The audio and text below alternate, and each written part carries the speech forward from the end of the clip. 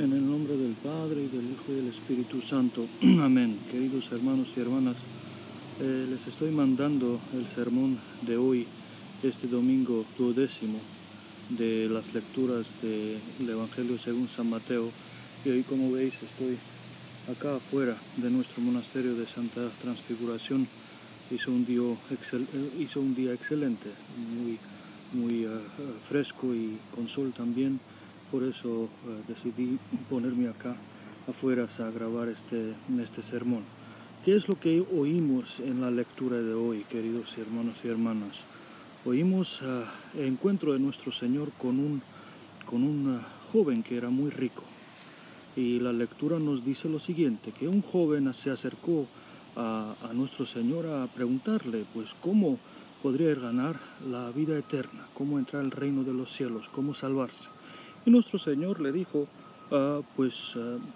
¿sabes los mandamientos? Pues cumple los mandamientos. No matarás, no fornicarás, no darás falso testimonio, no respetarás a tu padre y tu madre. Todos los mandamientos que se nos dio en el Antiguo Testamento, los 10 mandamientos, las tabletas que se nos dieron, cumple aquellos y en ellos tendrás la vida eterna. Con esto nuestro Señor nos dice que los mandamientos no son unas reglas arbitrarias simplemente dadas para que nos comportemos bien. Los mandamientos contienen la vida eterna en sí. San Máximo el Confesor nos dice que nuestro Señor habita en los mandamientos suyos. Mandamientos son unas ventanas místicas para tener comunión con Dios. Y por eso cuando cumplimos los mandamientos, agarramos a Dios, a su gracia que está presente en los mandamientos. Por eso los mandamientos de Dios no son reglas arbitrarias, reglas de manera legal para ponernos en orden simplemente, para que nos comportemos bien. Estos son reglas humanas que aunque sean justas, que esto es lo que tienen del propósito, de algo de orden que haya, ¿no? No, los mandamientos van más allá de esto. Los mandamientos son un fenómeno místico. A través de los mandamientos estamos en comunión con Cristo mismo, porque Él habita en los mandamientos. Por eso, cuando cumplimos los mandamientos, estamos en comunión con Dios. Recibimos gracia ahí mismo. No acumulamos méritos a través de mandamientos, sino que los mandamientos nos limpian y Dios viene a habitarnos por habernos comunicado con Él a través del cumplimiento de los mandamientos. ¿Y qué responde este chico? Este chico le responde que de esto yo ya intenté hacerlo desde mi juventud. Y no debemos dudar que este era el 8, porque nuestro Señor no lo dudó. Y en otro evangelio, según el misma conversación de nuestro Señor con este chico, ahí se dice que hasta nuestro Señor lo amó al oír esto de que el chico había intentado cumplir mandamientos. Y por eso, pues, nuestro Señor responde, pues si quieres hacerte perfecto, entonces vende todo lo que tienes, de a los pobres y sígueme, y así heredarás el reino de los cielos. ¿Qué significa esto, queridos hermanos y hermanas? Significa que nuestro Señor, viendo que el chico había mantenido los mandamientos dados en el Antiguo Testamento, pero aún su corazón estaba vacío, aún quería más, no estaba lleno con la comunión con Dios, le ofreció aquello que Él trajo a ofrecernos con su venida en el Nuevo Testamento. No solo de cumplir los mandamientos que son obligatorios para todos, sino que también a seguirle, a ofrecer cosas hasta que no son pecaminosas, o sea, dejar las cosas que no son pecaminosas por sí mismo y dejarlas para que estar enteramente dedicados a Dios. ¿Qué son estas cosas? De tener la familia y tener posesiones. Estas son las dos cosas que nuestro Señor ofreció a sus apóstoles, que dejaran para Él, para que también no solamente cumplieran la ley obligatoria, que es obligatorio para todos mantener los mandamientos, sino que también intentar llegar a la perfección, porque al dejar el mundo rechazando el tener la familia y las posesiones que por sí mismas son buenas y bendecidas, estamos no solamente ya cumpliendo los mandamientos, sino que más allá vamos intentando llegar a la perfección. Esto es lo que trajo nuestro Señor con su venida, el llamamiento apostólico.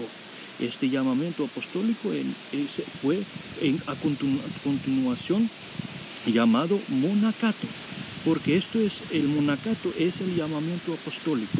El monacato es ofrecer, sacrificar para Dios, para ser dedicado a Él, hasta las cosas que no son pecaminosas por sí mismas, pero los cuales sí nos atan al mundo. Estos son mantener una familia y tener posesiones. Son cosas buenas y bendecidas, pero nos atan al mundo. Por eso, si queremos desatarse del mundo enteramente para ser dedicados a Dios, nuestro Señor nos dice, para eso hay que hacer este sacrificio de ofrecer voluntariamente, si uno siente este llamamiento en sí mismo, voluntariamente ofrecer, de cortar hasta estos vínculos, de vivir en una vida de castidad y pobreza. Esto es monacato. Y el monacato tiene sus raíces en las palabras de nuestro Señor, en el llamamiento apostólico que Él ofreció a sus apóstoles y que ahora ofrece a este chico. Y por eso lo que nuestro Señor nos enseña aquí es que existen el nivel de cumplimiento de los mandamientos que son obligatorios para todos, y hay otro nivel que es de perfección, que es no solamente de cumplir los mandamientos obligatorios para todos, sino que también sacrificar la vida familiar y la vida teniendo posesiones, para tener así libertad de servir a Dios enteramente, entregarse a Dios enteramente. Pero esto, claro que es la primera explicación, la explicación más común de este evangelio, pero el evangelio no fue escrito solamente para monjes. No es posible que solamente se aplique a los monjes lo que nuestro Señor está diciendo, porque y los monjes y los laicos somos el pueblo de Dios, juntos somos pueblo de Dios. No existe un elitismo en la iglesia, que los monjes tienen algo de sabiduría que los laicos no pueden tener. No, esto es gnosticismo, esto fuera de nuestra conciencia tal cosa. Somos pueblo de Dios, todos, el pueblo escogido, el nuevo Israel, la nación sacerdotal, y monjes y laicos, porque todos somos bautizados y todos tenemos el llamamiento de llegar a los cielos. Dos maneras, claro, pero el mismo destino. Por eso vamos a explicar pues este evangelio para que se aplique a los laicos, a los que no tienen el llamamiento de dejar las posesiones y de dejar las familias, ¿no? Pues tenemos todos riquezas que podemos dejar y debemos dejar. Somos ricos en muchas cosas que podemos aplicar este llamamiento de nuestro Señor de deshacernos de estas riquezas, sin excepción todos. Vamos a explicar varias de las riquezas que tenemos y que tenemos que deshacernos de ellos. Primera de las riquezas que viene en la cabeza es riqueza en pasiones, no en posesiones, en pasiones.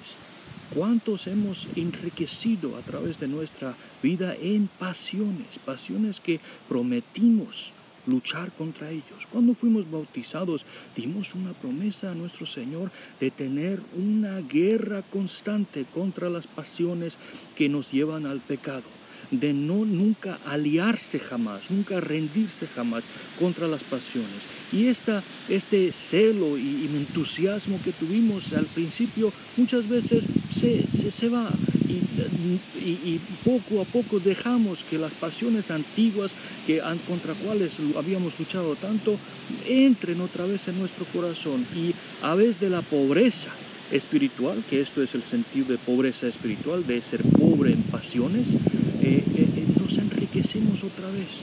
Siendo cristianos ortodoxos, comulgando, confesando, aún así nos hemos enriquecido en pasiones. Estas son pues primera de manera que se puede interpretar en qué debemos hacernos pobres. Pues vender estas pasiones, echar de nuestro corazón estas pasiones, estas riquezas y hacernos pobres de esta manera. Esta es la primera manera de interpretar de qué riquezas podemos distribuir, ¿no? Riquezas que no debemos tener en nuestro corazón, pasiones, vicios, pecados, atracciones, ataduras al mundo que sabemos son malos, sabemos que son pecaminosos, que antes luchábamos contra ellos, pero nos rendimos, los dejamos que estén ahí. Puede que ni pecamos, pero en pensamiento dejamos que estén ahí, que nos aten, que nos den placer, que nos estén allá, pues dejamos de luchar contra ellos. Ahí está la riqueza que podemos echar de nuestro corazón. No podemos, debemos. Otra de las riquezas que somos muy ricos en esto, ricos en nuestras opiniones. ¿Cuántas son nuestras opiniones, queridos hermanos y hermanas? ¿Cuáles puede que contradicen lo que la enseña la iglesia acerca de Dios, acerca de nosotros mismos, acerca de vida, acerca de todo lo que sea? ¿Cuántas veces hemos pensado, pues esta es mi opinión, sin preguntar, pero ¿cuál es la enseñanza de la iglesia sobre esto? Y aunque podríamos haber visto que lo que la iglesia enseña es diferente a nuestra opinión, pues ignoramos. Dijimos, bueno, esto no aplica a mí, o puede que pues no hace falta que esté de acuerdo en todo con la iglesia. Pues tantas opiniones que tenemos, nuestras opiniones en cuales somos ricos, riquísimos, y ni queremos hacernos pobres en esto. A vez de decir, no, yo quiero hacerme pobre en mis opiniones, mis opiniones, y ser rico en enseñanzas de la iglesia. Esto sí que es riqueza que debemos tener, y la pobreza que debemos tener es pobreza nuestras opiniones. Esto es lo que otra manera otro tipo de riquezas que debemos de quitar de nuestro corazón, de tirarlos allá, distribuirlos y tirarlos. Y hay otra tercera manera también, queridos hermanos y hermanas. Primero era acerca de las pasiones que tenemos. Otro es acerca de las opiniones nuestros que tenemos. Y tercero es de verdad dedicamos todo el tiempo, toda la energía, toda la concentración a nuestro Señor Jesucristo día a día, que debemos dedicar a Él. De verdad es Él el primero y el centro de nuestra vida, o somos ricos también en toda manera de distracciones que pone a nuestro Señor, nuestra comunión con Él, nuestra relación con Él al segundo plano. Que cuando ya no tenemos nada más que hacer, entonces sí que pensamos en Él, entonces sí que agarramos nuestro libro de oraciones, entonces sí que agarramos un libro otro y oramos. Cuando ya hemos gastado tiempo en otras cosas y ya pues nos aburrimos, entonces pues sí que recordamos a nuestro Señor Jesucristo. No somos muy ricos en gastar el tiempo, en dedicar más energía a nuestras relaciones, que sí son buenas, claro, tenemos que cultivar relaciones en familia, con hijos, padres, amigos, todo, pero Cristo estando entre nosotros y ellos, Cristo estando en el centro de todas nuestras relaciones.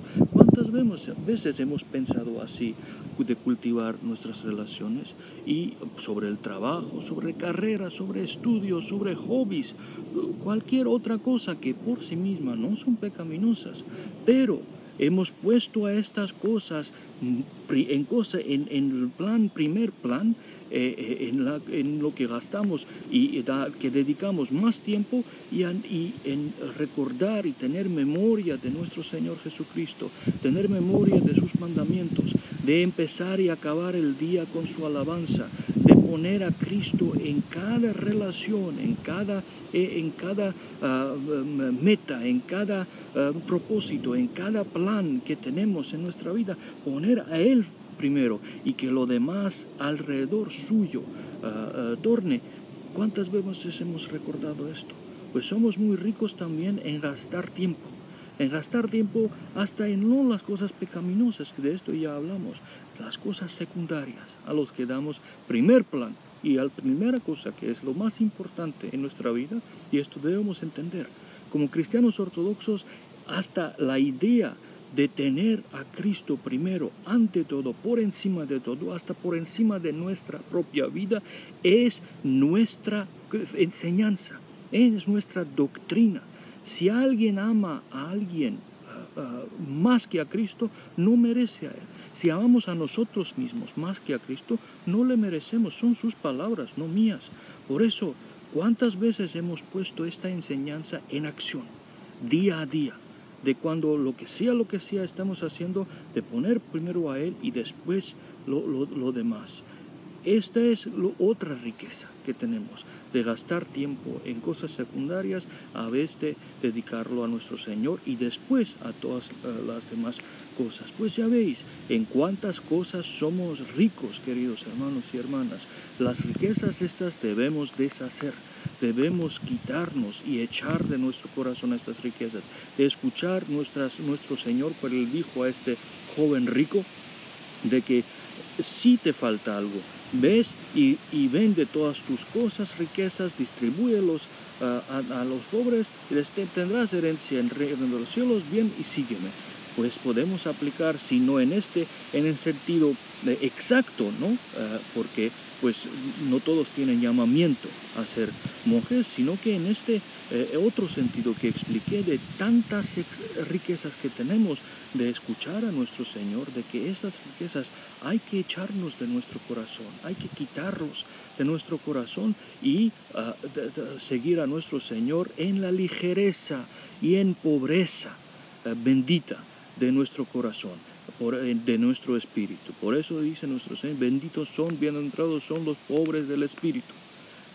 Por eso, porque pobreza del espíritu es ser pobre en todas estas cosas que nos impiden a estar juntamente, estrechamente unidos con nuestro Señor Jesucristo. ¿Y qué pasó con este chico?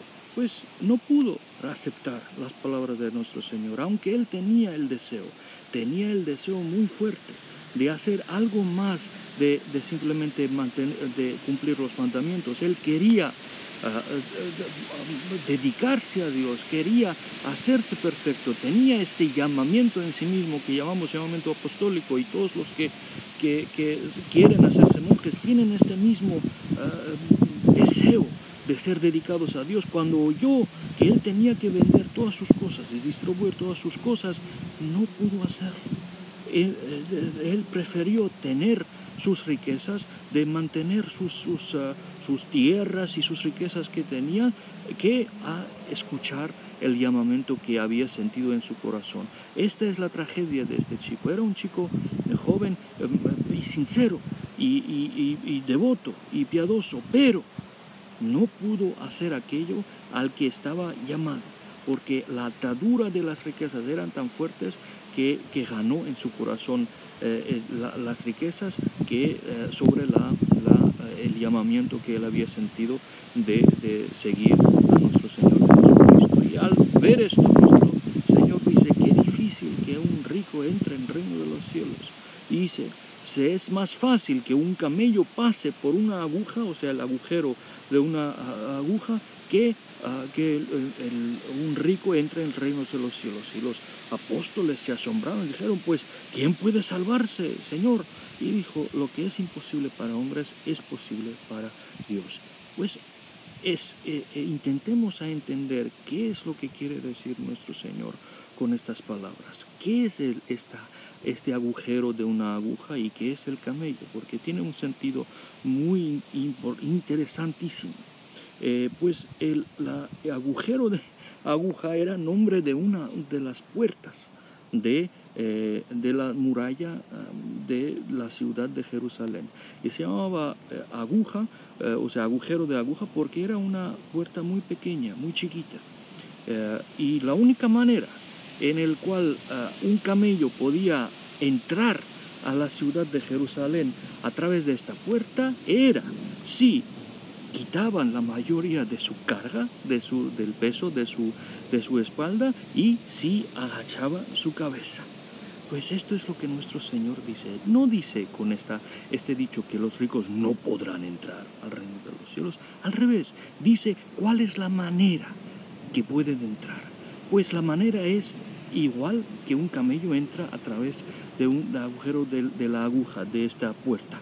Que el quitar el peso significa quitar las cosas que nos hacen pesados, que nos hacen tan pesados y tan grande es la carga que llevamos de todas aquellas riquezas que acabo de mencionar, que nos hacen imposibles de atravesar esta pequeña puerta, ¿no? Y otra es agachar la cabeza, que es la humildad, sin lo cual ninguna virtud funciona.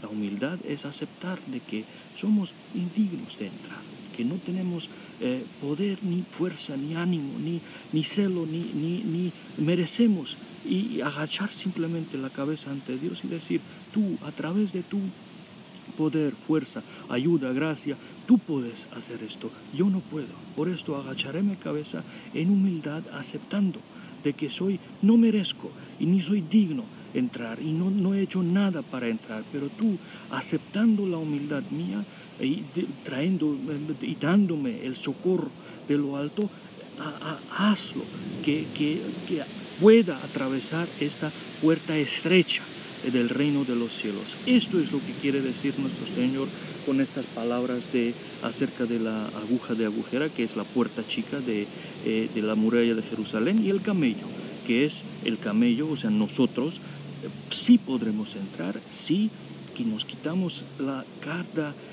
extra carga de todas las cosas que nos hacen pesados, de los que mencioné, que nos hacen ricos de sobremanera en nuestro corazón. Y si a vez de tener cabeza alta con orgullo y estar seguros de nosotros mismos, y de vanagloria y de ambición y todas las cosas que son contrarias a la humildad, ¿no? Y agachar a la cabeza y decir: no, Señor, tú puedes hacerlo, yo no puedo. Yo soy indigno y no he hecho nada para entrar esta puerta. Quiero, pero no he merecido. Pero tú acepta mi humildad a veces de mi falta de cumplimiento de los mandamientos. Acepta mi humildad a veces de todas las virtudes que me faltan, y tú con tu mano llévame al reino de los cielos.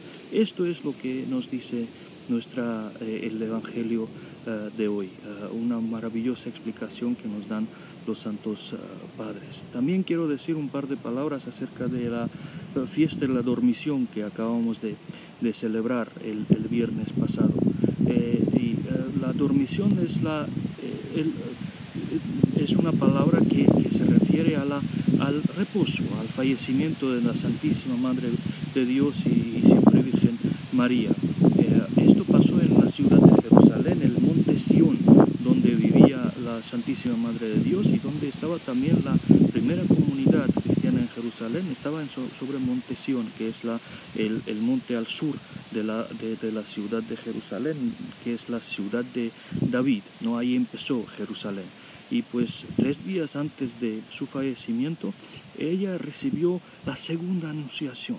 Primera anunciación se llama cuando Arcángel Gabriel vino a anunciar a Nuestra Señora la encarnación de nuestro Señor, de que el Verbo y Hijo de Dios iba a hacerse hombre en su vientre. Y esto se llama la anunciación.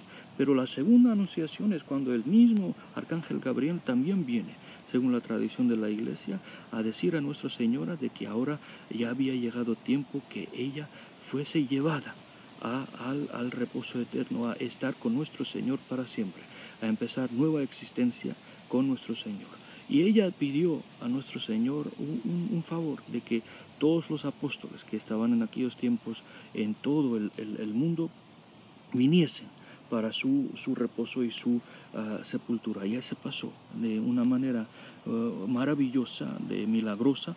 Los apóstoles fueron llevados en un momento, dice la tradición, que a través de nubes, ¿no? Y nubes significa, o sea, la gracia los trajo allá a estar en Monte Sión, en la casa de la Madre de Dios. Y referencia a este momento cuando todos los apóstoles están ahí al fallecer Nuestra Señora, viene de los escritos de San Dionisio Areopagita, que era discípulo de San Pablo, que desde Atenas fue su discípulo, que describe en su tratado sobre los nombres divinos de que él y San Hiróteo, que era el primer obispo de Atenas, estaban ahí para cuando todos los apóstoles se congregaron, y Santiago, San Jacobo, el hermano de nuestro Señor, o sea, según el hijo de José, ¿no? Según su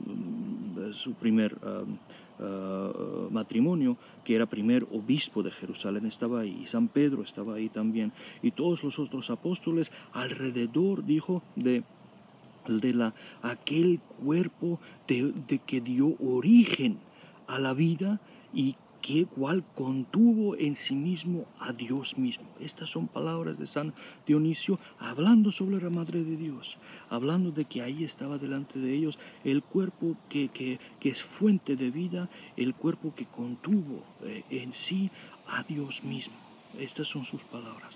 Y así pasó, que en cantos los ángeles vinieron, y arcángeles, y tronos, y todos, hasta querubines y serafines vinieron a estar con la Madre de Dios, y después de todos ellos nuestro Señor Jesucristo mismo viene para recibir el alma de Nuestra Señora. Y en el icono de la dormición tan bellamente está descrito todo esto, los apóstoles alrededor del cuerpo Nuestra Señora, que está sobre su lecho, que acaba de reposar, de fallecer, y nuestro Señor tiene en sus manos el alma de Nuestra Señora, que está pintada como un bebé, como una niña, y está él llevando a su alma. Pero no acaba ahí la fiesta y lo que pasó. Dieron sepultura a Nuestra Señora en el jardín de Getsemaní, y este jardín, ahí es donde nuestro Señor, según el Evangelio, le gustaba estar ahí y orar ahí. Ahí es donde fue también él traicionado por Judas. Pues ahí en una de las tumbas enterraron a Nuestra Señora, y uno de los apóstoles, según la tradición, dice que no estaba por providencia, y Tomás era, ¿no?, quien estaba, y cuando vino más tarde, pues pidió que abriesen la tumba, que las tumbas entre los judíos siempre eran cuevas, en cuevas sepultaban, y cuando abrieron ya no estaba Nuestra Señora ahí. ¿Qué pasó? Que nuestro Señor llevó a Nuestra Señora, ella resucitó en el mismo día cuando fue sepultada, y resucitó en gloria.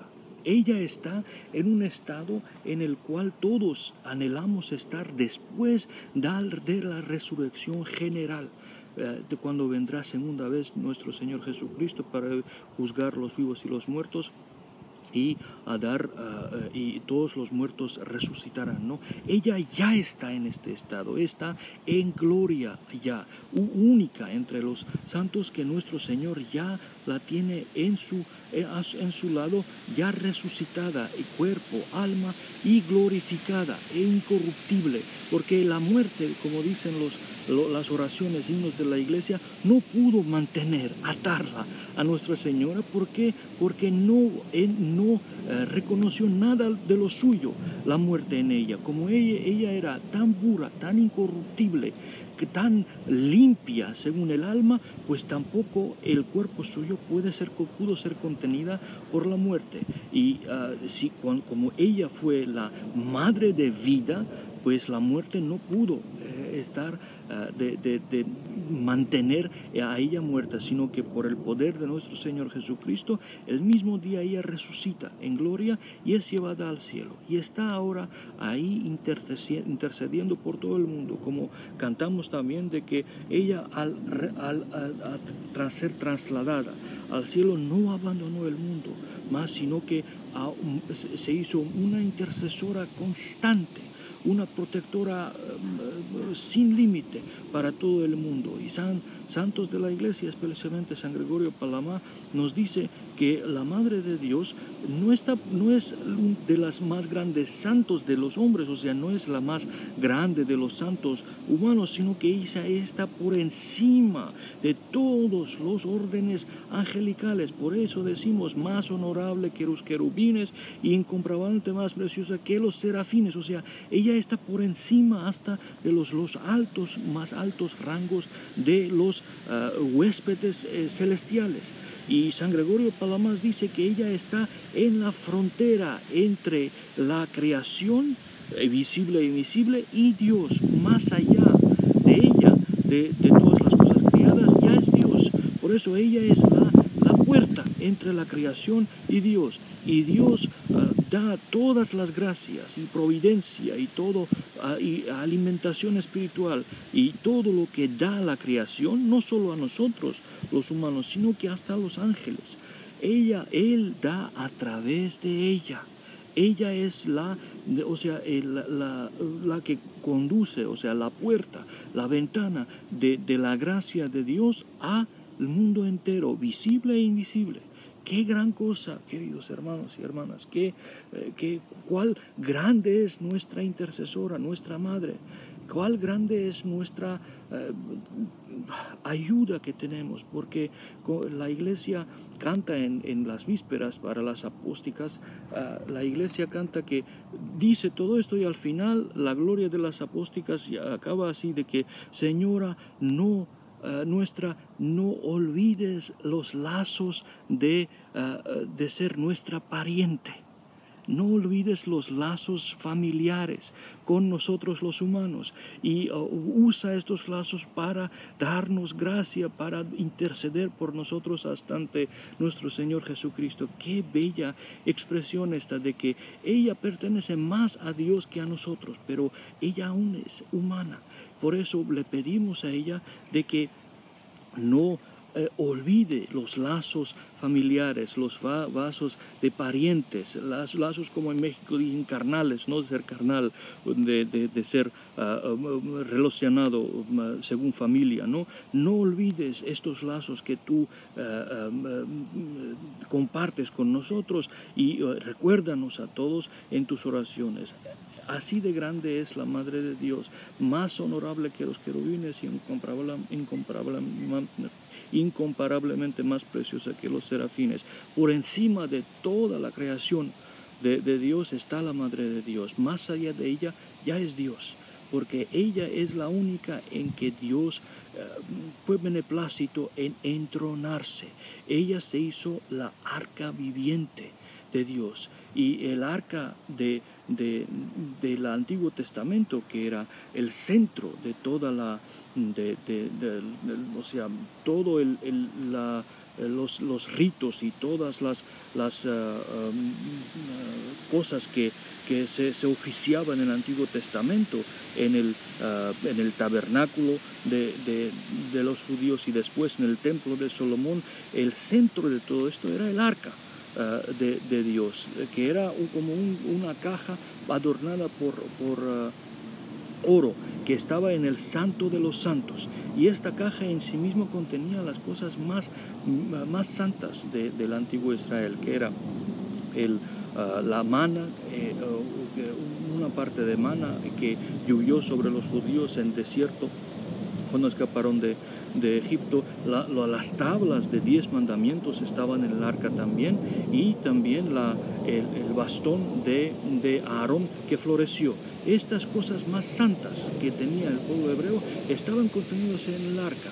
Esto es una prefiguración de la Madre de Dios, porque de todos los humanos que existieron y todos los seres que existieron inteligibles, ella tenía los pensamientos más santos en su corazón, tal y como el arca del Antiguo Testamento, que era la caja que contiene las cosas más bellas y más santas en sí misma. Igual la Madre de Dios es la arca viviente de Dios, porque en sí misma contenía los pensamientos más bellos, más santos que jamás humano tenía. El arca también era el sitio donde se sentaba la gracia de Dios en el Antiguo Testamento, y de ahí se venía la gracia sobre todo el pueblo hebreo. Por eso el arca también se llamaba el sitio, el asiento de misericordia, porque sobre esta arca estaba la presencia de Dios que daba la gracia a todo el pueblo hebreo. Pues ella es el arca viviente, porque en su vientre se entronó nuestro Dios de verdad. Igual que el arca antiguo, el cajón era un trono de Dios, trono de misericordia se llamaba. Igual la Madre de Dios, esto era una prefiguración de la Madre de Dios, porque ella se hizo el trono viviente en el que se entronó nuestro Señor Jesucristo al hacerse humano, al venir y habitar primero en su corazón y después en su vientre. Y no solo esto, sino que hasta la madera de que el arca estaba hecha fue hecha de un tipo de árbol de acacia que no se corrompía. Y esto era también, o sea, no se pudría jamás. Por eso era también prefiguración de Nuestra Señora, que jamás conoció corrupción, jamás se corrompió espiritualmente o físicamente. Y estaba adornada el arca también con oro. Y eso es prefiguración de cómo Nuestra Señora fue adornada por virtudes enteramente. Y al final, el arca también era donde una vez solo al año entraba el sumo sacerdote en el Santo de los Santos, y ahí aspersaba el arca con la sangre del animal sacrificado, una vez al año solo. Y esto era el día de perdón, lo que hoy llaman Yom Kippur, ¿no? Esta era también prefiguración de que la sangre sobre el arca era la prefiguración de que Dios iba a tomar sangre y cuerpo de arca viviente, o sea, de Nuestra Señora, y de que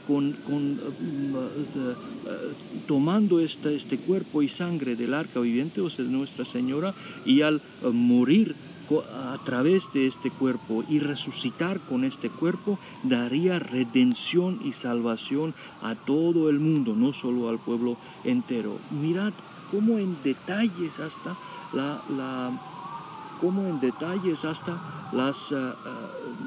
las profecías y los rituales del Antiguo Testamento indican a la Madre de Dios. Ella es cumplimiento de todas las prefiguraciones del Antiguo Testamento. Las ceremonias y rituales del Antiguo Testamento tienen su, digamos así, cumplimiento en la Madre de Dios, tal y como expliqué ahora. Y en el canon de los maitines de la dormición decimos de que no solo un par de querubines o sea, se sobrepuso con sus alas sobre la Madre de Dios, sino que todos los huéspedes angelicales. ¿Qué significa esto? El arca tenía por encima de sí dos querubines que estaban poniendo sombra sobre el arca a través de sus alas.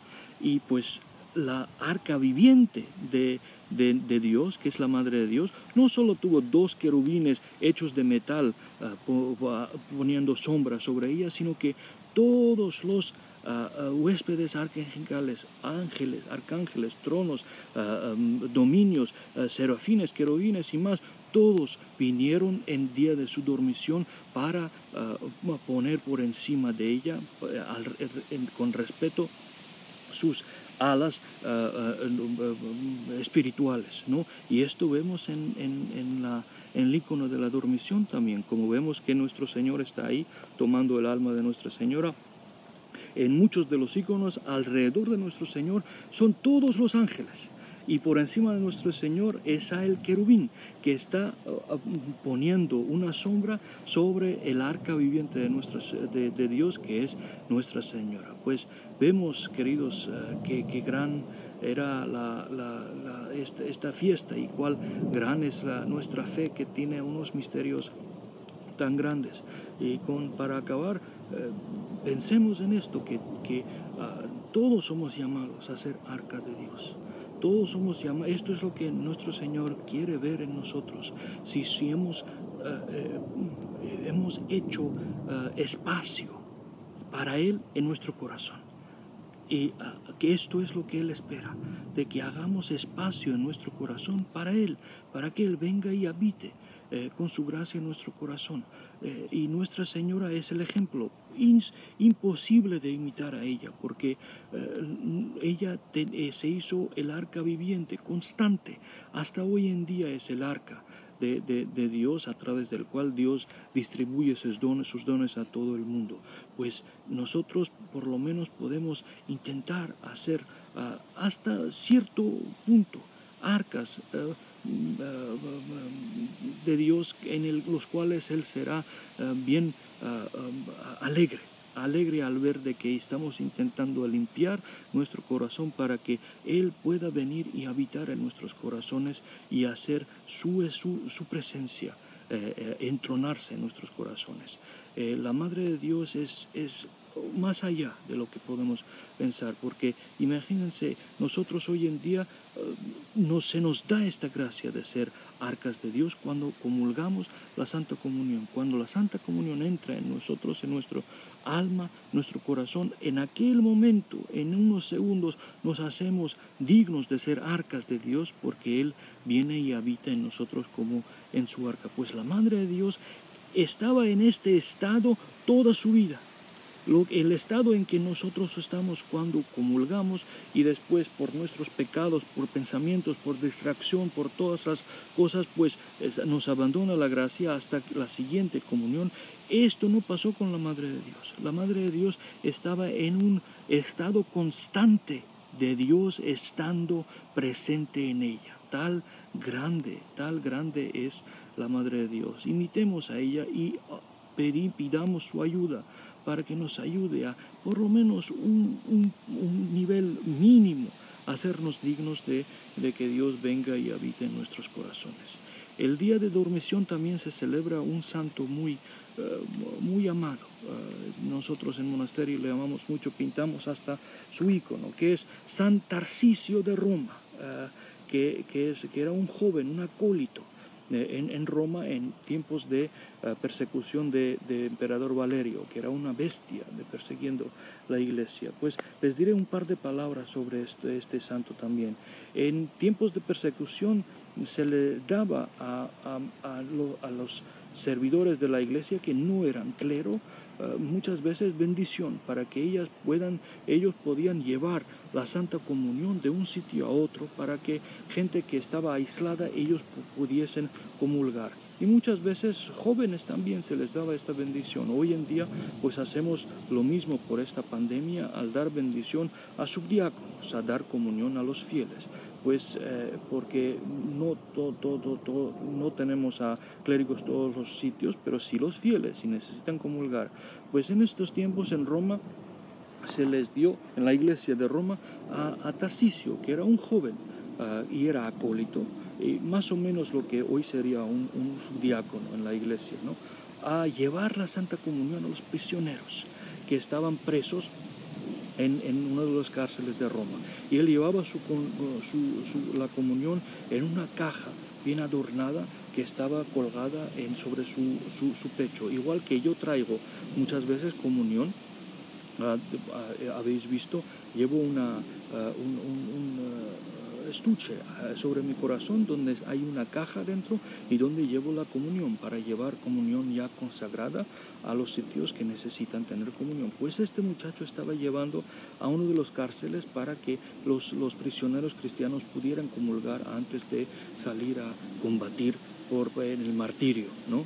Y esto era durante la persecución. Pues cuando estaba yendo por una de las calles en Roma, una chusma, un grupo de gente violenta, paganos, agarraron a él y reconocieron que era cristiano, y le dijeron: ¿qué estás llevando allá? Y entonces San Tarcisio, que era un joven chico, entendió de que él tenía que dar su vida a proteger la Santa Comunión. Por eso él abrazó el estuche que llevaba, abrazó la caja de Santa Comunión que llevaba y dijo: jamás les daré la santidad a vosotros que queréis como cerdos y como perros, pues insultarlo, ¿no? Y empezaron a pegar.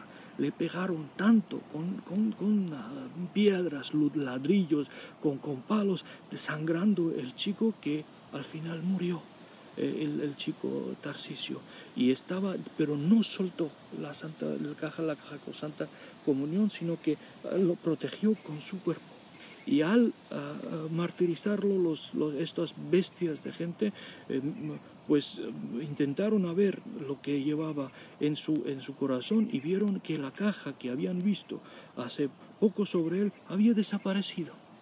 Nuestro Señor había llevado su santísimo cuerpo y sangre para que no hubiese sido pisoteada por los paganos, pero con sí llevó también alma de San Tarcisio como una ofrenda bellísima a él. Y es un mártir que murió para defender la Santa Comunión, y le veneramos mucho en nuestro monasterio, y sus restos, sus reliquias están en Roma, y en sitio donde él fue martirizado también se conoce. Por eso él sí que se hizo el arca viviente también de Dios, porque su corazón pues entronó a Dios, y su cuerpo hasta se hizo el trono de Dios, una arca de Dios que lo protegió, y nuestro Dios lo honró hasta Tarcisio al llevar su alma con sí cuando él trasladó a su precioso cuerpo y sangre de esta tierra. Pues pidamos también a San Tarcisio que nos ayude en esto, queridos hermanos y hermanas, y pidamos que seamos arcas vivientes de Dios, y echar de nuestro corazón todas las riquezas que no necesitamos, las riquezas que dije hace poco, que necesitamos hacernos pobres, puros en nuestro corazón, para que Dios venga y Él habite, Él nos haga ricos con su gracia. De esto seamos dignos con las oraciones de nuestra Santísima Madre de Dios y San Tarcisio también, y todos los santos. Amén. Dios los bendiga.